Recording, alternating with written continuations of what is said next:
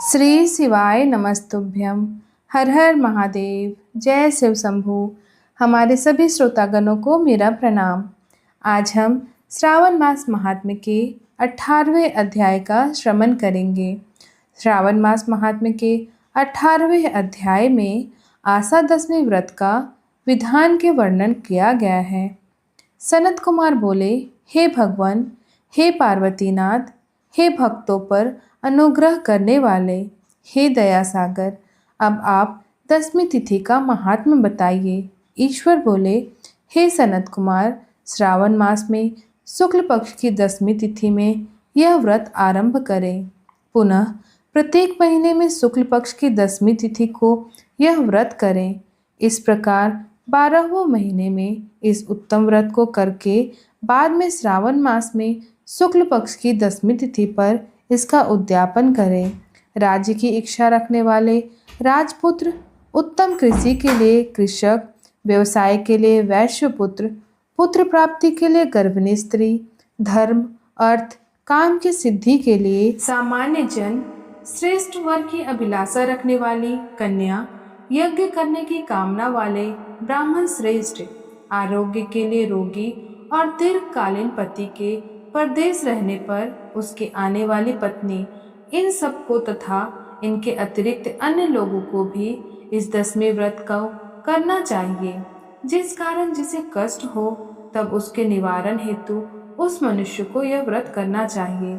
श्रावण में शुक्ल पक्ष की 10वीं के दिन स्नान करके देवता का विधिवत पूजन घर के आंगन में 10 दिशाओं में पुष्प पल्लव चंदन से अथवा जौ के आटे से अधिदेवता की सहस्त्र वाहन युक्त स्त्री रूपा शक्तियों का अंकन करके नक्तवेला में 10 दिशाओं में उनकी पूजा करनी चाहिए।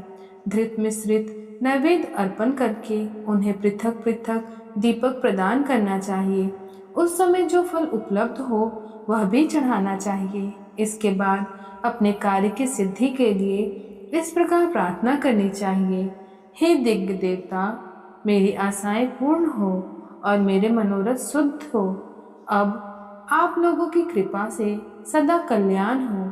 इस प्रकार विधिवत पूजन करके ब्राह्मण को दक्षिणा देनी चाहिए।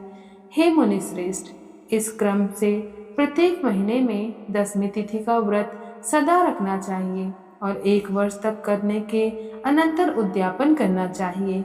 अब पूजन की विधि कही जाती है। स्वर्ण अथवा चांदी अथवा आटे से ही 10 दिशाओं को बनवाएं। उसके बाद स्नान करके भले भांति वस्त्राभूषण से अलंकृत होकर बंधु बांधवों के साथ भक्तिपूर्ण मन से 10 दिव्य देवताओं का पूजन करना चाहिए। घर के आंगन में क्रम से इन मंत्रों के द्वारा दिव्य देवताओं को स्थापित करें। इस भवन के स्वामी और देवताओं तथा दानवों से नमस्कार किए जाने वाले इंद्र आपके ही समीप रहते हैं। आप ऐन्द्री नामक दिव्य देवता को नमस्कार है। हे आसे, अग्नि के साथ परिग्रह होने के कारण आप आग्नेयी कही जाती हैं। आप तेज स्वरूप तथा पराशक्ति हैं, अतः मुझे वर देने वाली हैं।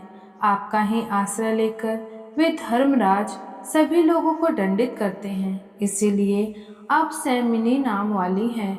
हे याम्ये, आप मेरे लिए उत्तम मनोरथ पूर्ण करने वाली हैं। हाथ में खड्ग धारण किए हुए मृत्यु देवता आपका ही आश्रय ग्रहण करते हैं, अतः आप निरिश्रिति रूपा हैं। आप मेरी आशा को पूर्ण कीजिए।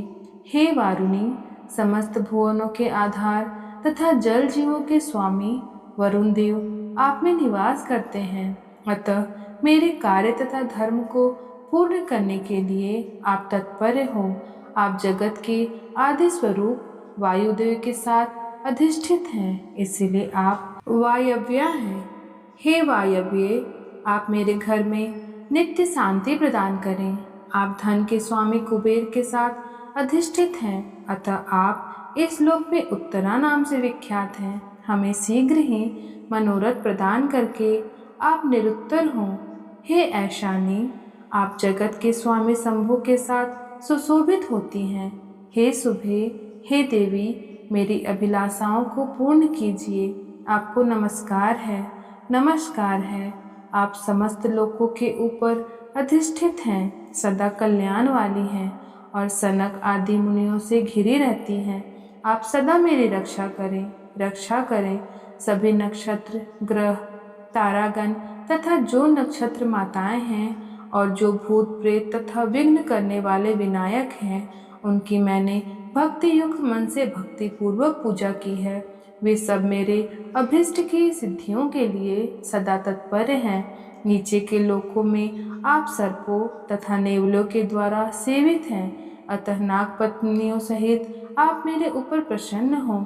इन मंत्रों के द्वारा पुष्प धूप आदि से पूजन करके वस्त्र अलंकार तथा फल निवेदित करना चाहिए। इसके बाद वाद ध्वनि, गृत, नित्य आदि मंगल कृत्यों और नाचती हुई श्रेष्ठ स्त्रियों के सहित जागरण करके रात्रि व्यतीत करनी चाहिए।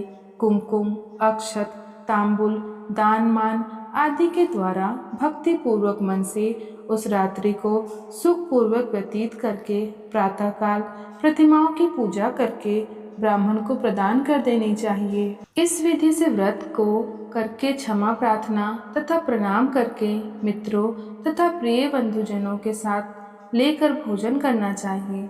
हे तात, जो मनुष्य इस विधि से आदर पूर्वक दशमी व्रत करता है, वह सभी मनोवांछित फल प्राप्त करता है। विशेष रूप से स्त्रियों को इस सनातन व्रत का करना चाहिए, क्योंकि मनुष्य जाति में स्त्रियां अधिक श्रद्धा कामना परायण होती है। हे मुनि श्रेष्ठ, धन प्रदान करने वाले, यश देने वाले, आयु बढ़ाने वाले तथा सभी कामनाओं का फल प्रदान करने वाले इस व्रत को मैंने आपसे कह दिया। तीनों लोकों में अन्य कोई भी व्रत इसके समान नहीं है। हे ब्रह्मपुत्रों, मैं श्रेष्ठ वांछित फल की कामना करने वाले जो मनुष्य दसवीं तिथि को दसों दिशाओं की सदा पूजा करते हैं, उनके हृदय में स्थित सभी बड़ी बड़ी कामनाओं को वे दिशाएं फलीभूत कर देती हैं। इसमें अधिक कहने में क्या प्रयोजन। हे सनत कुमार, यह व्रत मोक्षदायक है, इसमें संदेह नहीं करना चाहिए। इस व्रत के समान न कोई व्रत है न होगा। इस प्रकार श्री स्कंद पुराण के अंतर्गत ईश्वर सनत कुमार संवाद में श्रावण मास महात्म्य आशा दशमी व्रत कथन नामक 18वां अध्याय पूर्ण हुआ। हर हर शिव शंभू।